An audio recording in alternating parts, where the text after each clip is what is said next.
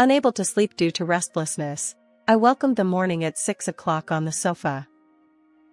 When I checked my smartphone, there was a message from Charles. It seems our grandchild has been safely born. Robert, wake up! Maria did her best. Let's go to the hospital. I shook my sleeping husband next to me and hurriedly started getting ready. Maria! Charles! When we arrived at the hospital, there was one more person besides the two of them, a tiny life. Do you have a name? Have you decided? Charles replied. No. We didn't even know the gender, so we would decide after the birth. By the way, it's a girl. I see. I hope she gets a good name. Our granddaughter slept in Maria's arms on the hospital bed. Looking at her, I remembered Maria's appearance from years ago. Maria said, Mom, want to hold her? Is it okay? Then let me hold her. Her sleeping face, weight, and scent were all identical. The adorable innocence naturally softened my expression. Look, it's Grandma and Grandpa. Just as I was about to entrust the little life to Robert, something happened. He was drenched in sweat, trembling violently. Wait, what's wrong? Robert stammered. Don't let that baby near me! What was going on? I looked at Maria and Charles, but both of them had wide-open eyes. It was clear that I hadn't misheard. Maria asked, Dad, what are you saying? Charles wondered. Is something wrong?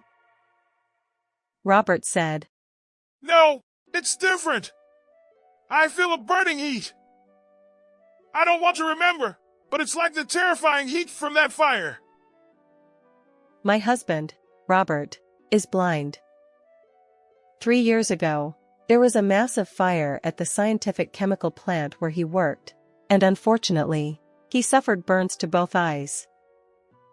Fortunately, his life was not in danger, but since then, Robert has lost his sight. Despite the fire, he remains bright and kind-hearted. The journey to this point involved immense struggle, inner conflict, and effort. While I can imagine it, understanding it is beyond words. Robert, is there anything I can help with?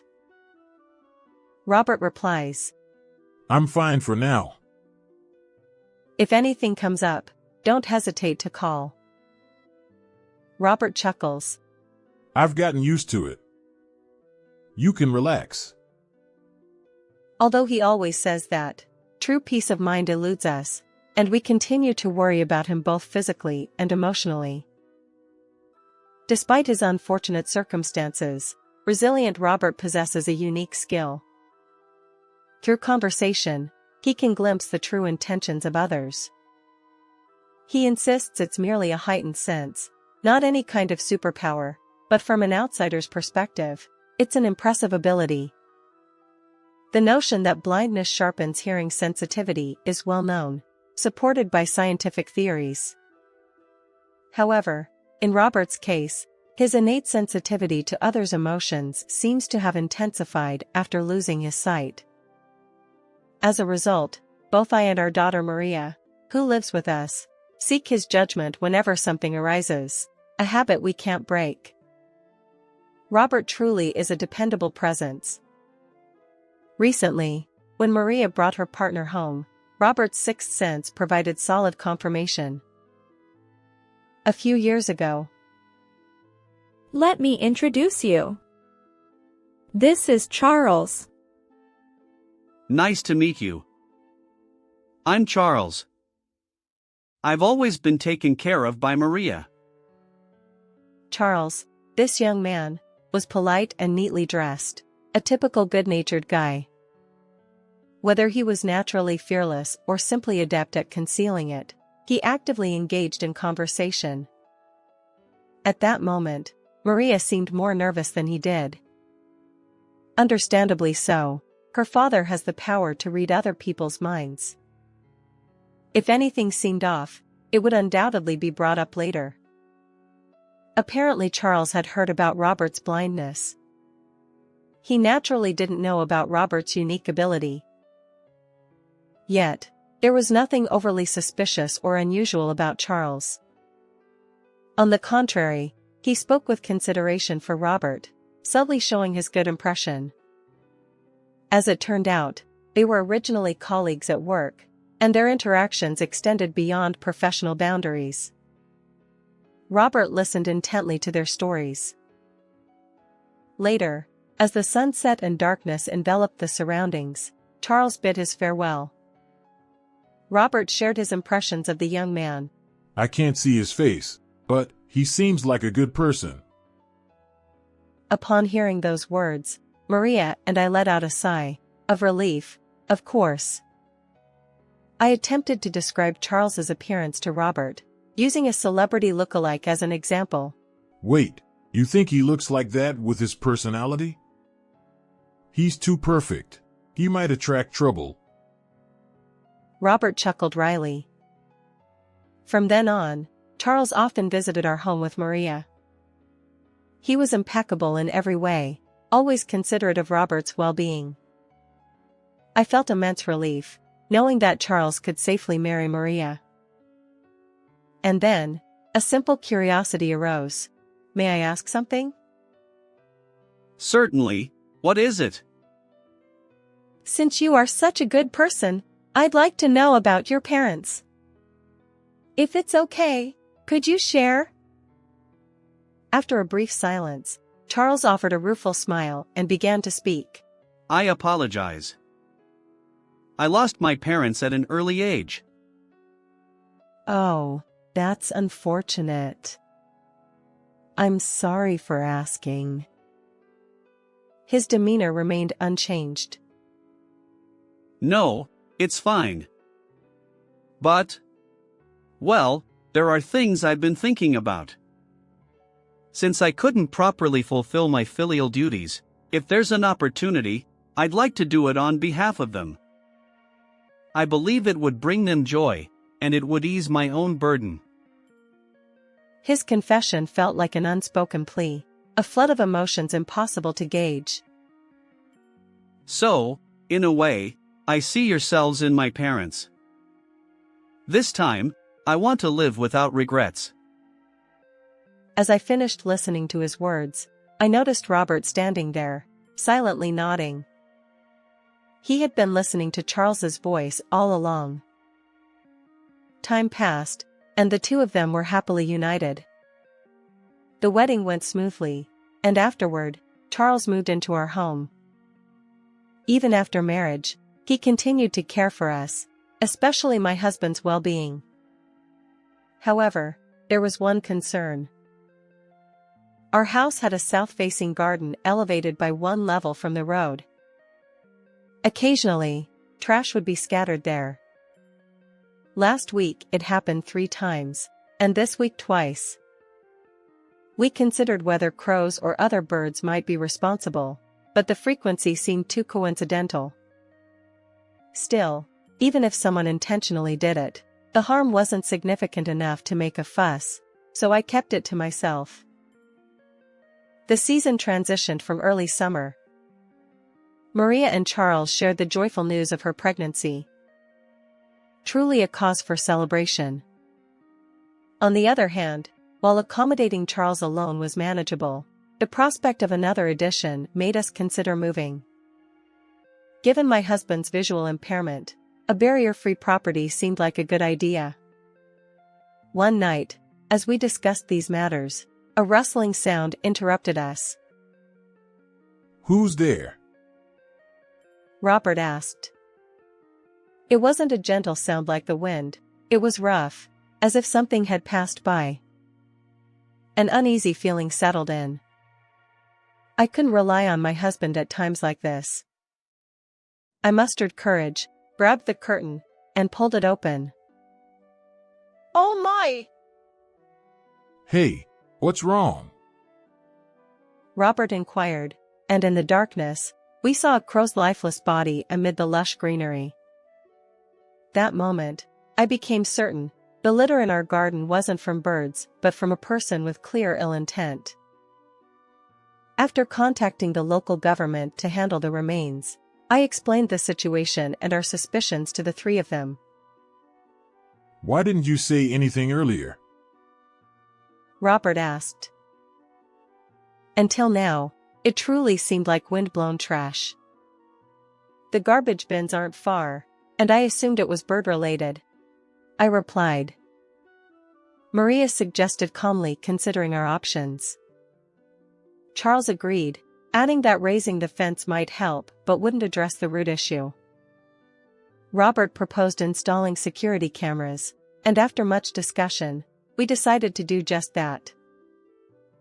About a week after installing the cameras, Maria, now pregnant, discovered trash in the garden once again.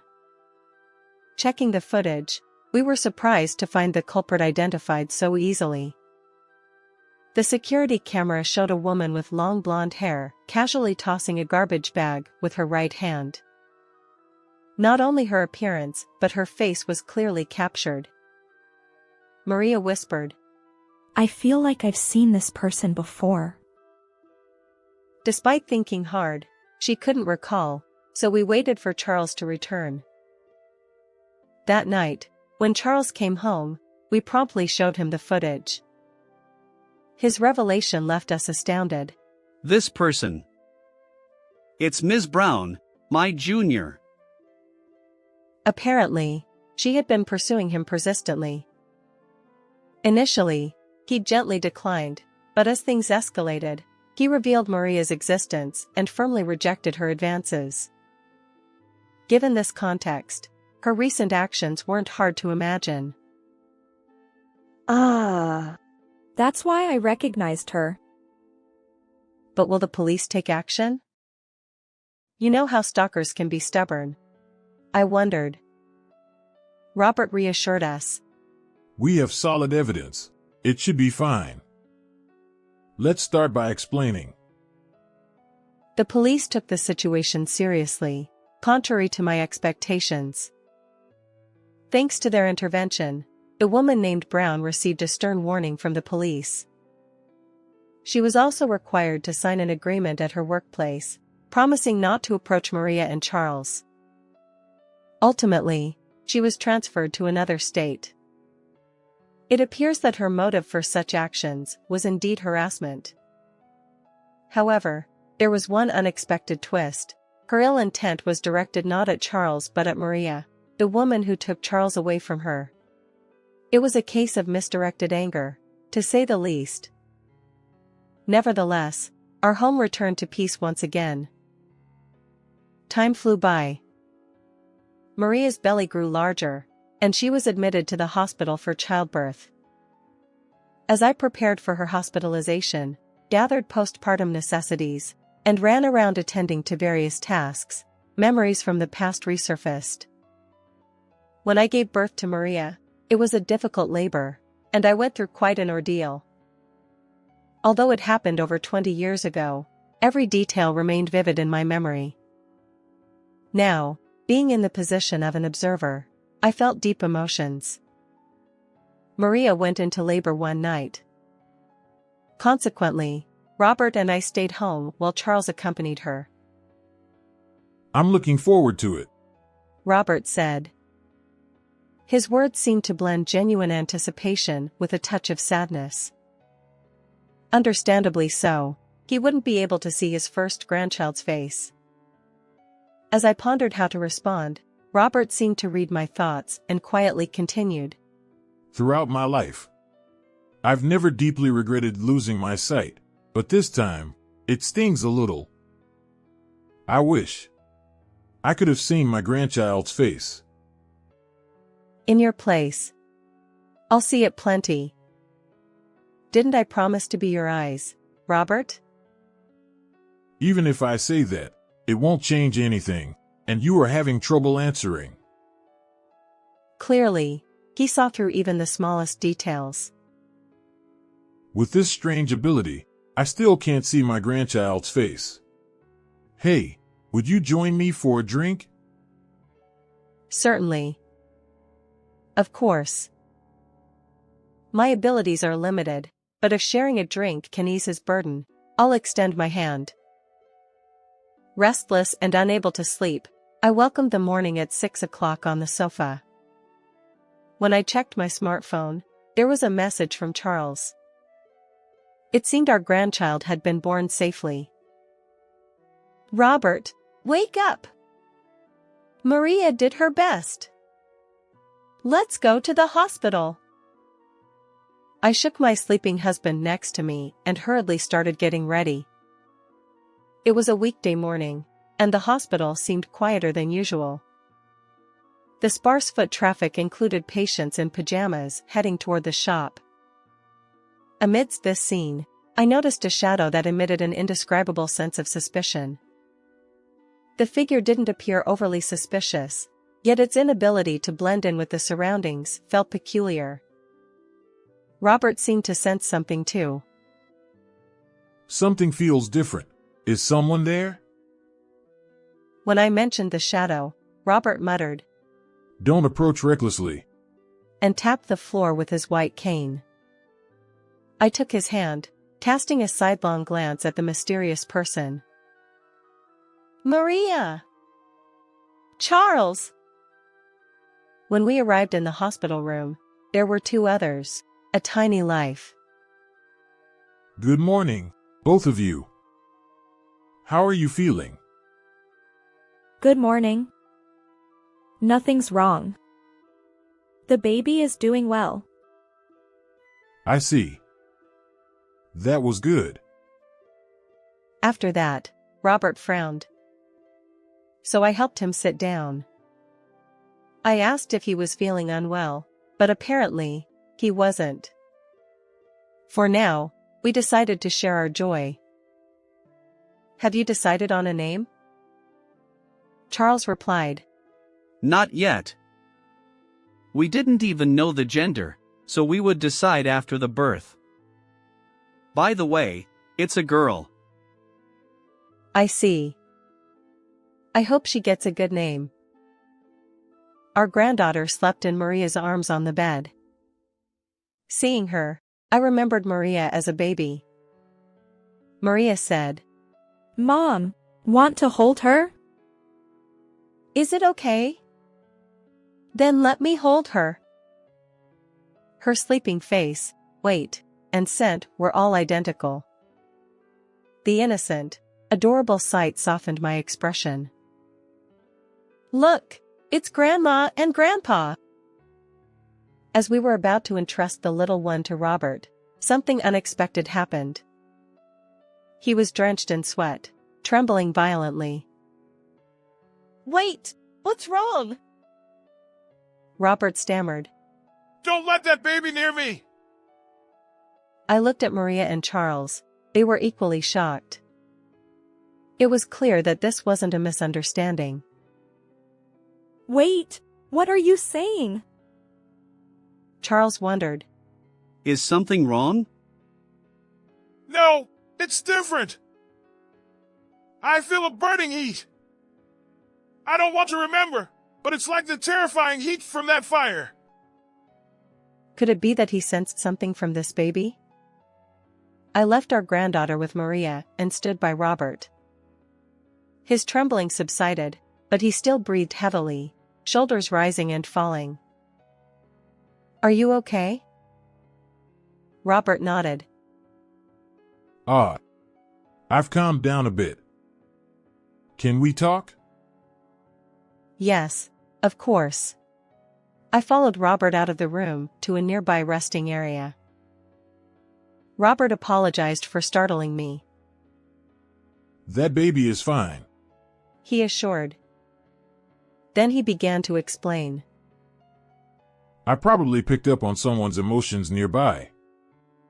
It was more intense than anything I've felt before. Burning resentment, anger.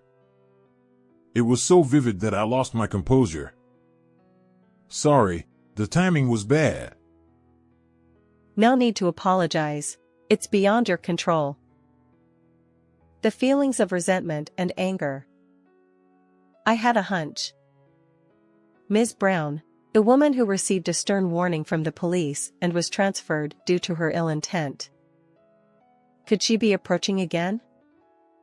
I knew the probability was incredibly low, but I couldn't shake it off. Maybe. I started to say, but Robert interrupted. Yeah, it's not impossible. Besides, you mentioned a suspicious person in the lobby earlier. She might still be nearby. Can you search? Understood. I enlisted Charles for the search. Walking around with my husband and Maria wasn't practical. But I didn't want to search alone. So, I asked Charles to accompany me, because he knew Ms. Brown's face well.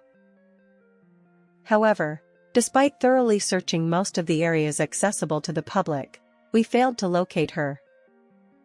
We returned to the hospital room, hoping it was just an unfounded concern.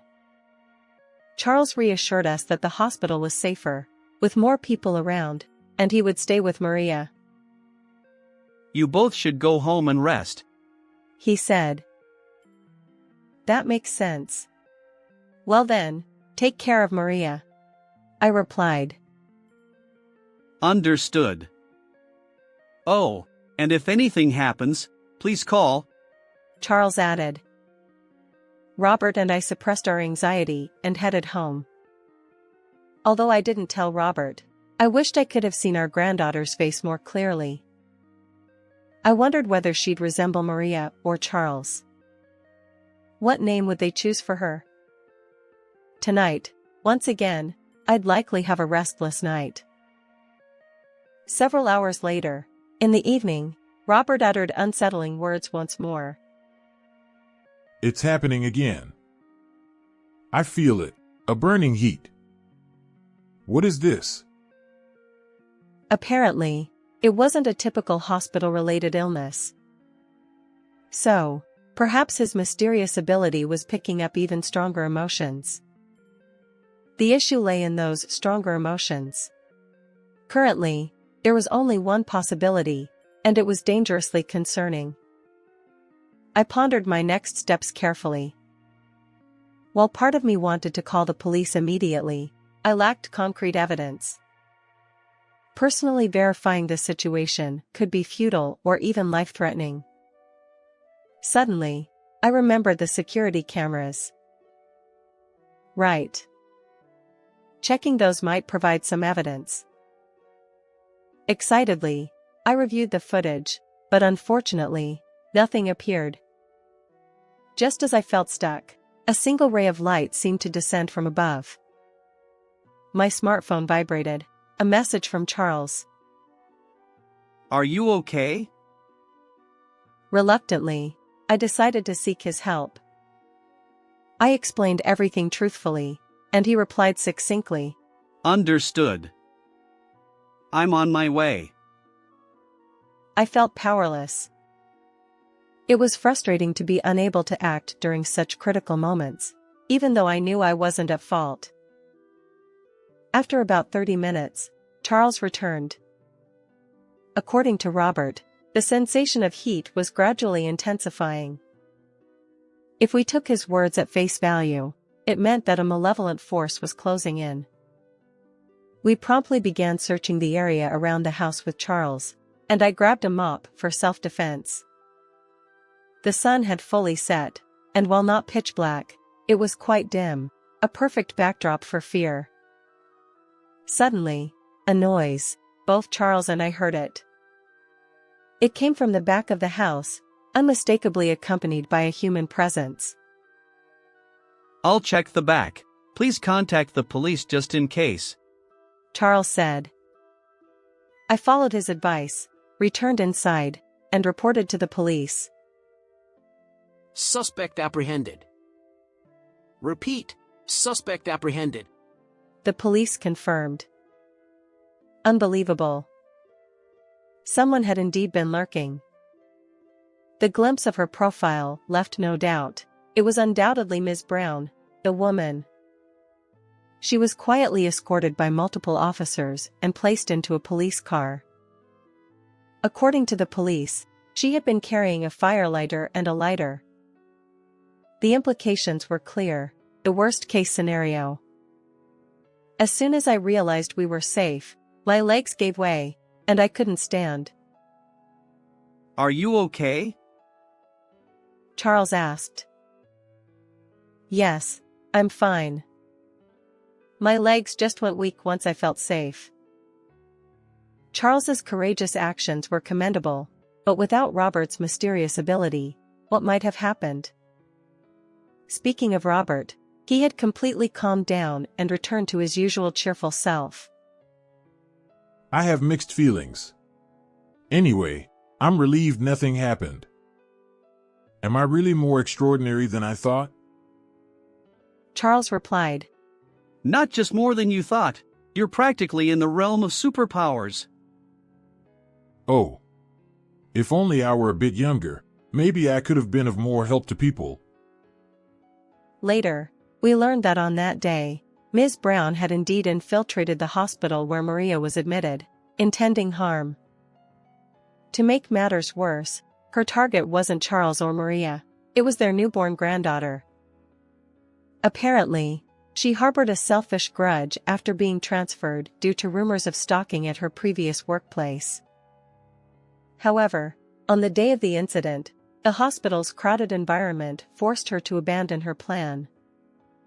Instead, she decided to set the house on fire out of frustration. The heat Robert felt was undoubtedly the manifestation of this malevolent intent. After being taken into custody by the police, she awaited appropriate punishment in detention. Just when we thought true peace had returned, something unexpected happened. Ms. Brown's parents arrived, introducing themselves. We deeply apologize for the inconvenience our daughter caused. Her father said. Once she's released, we'll take her back home and keep a close watch. Her mother added. While it seemed they weren't seeking forgiveness, Robert wasn't present. He had gone with Charles that morning to pick up Maria from the hospital. Their sincerity was evident, but ultimately, we couldn't discern their true intentions.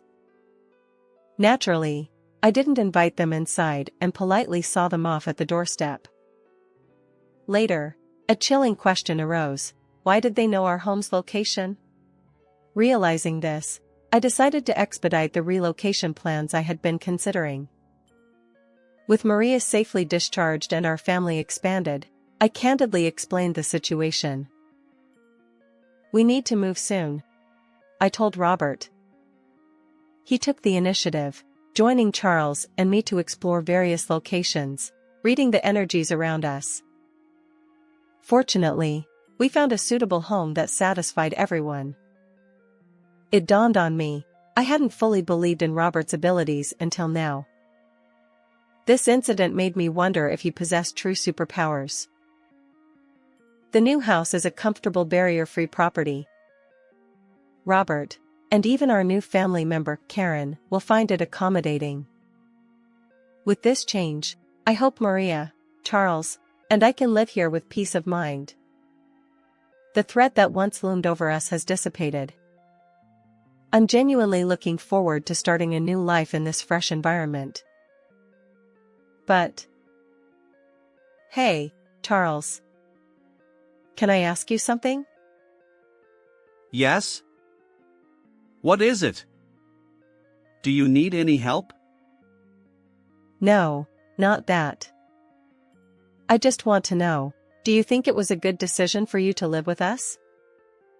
You should be a newlywed, filled with happiness, and now even with a daughter.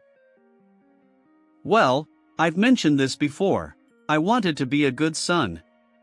I've always longed for a family, so this is...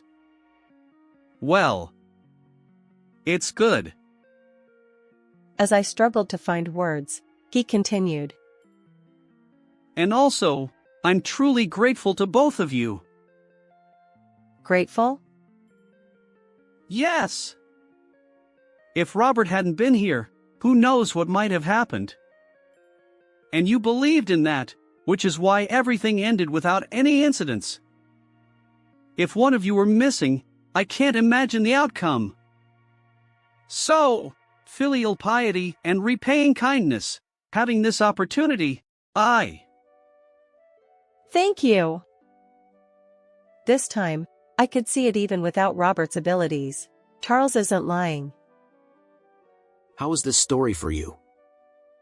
Don't forget to subscribe to the channel. See you in the next video.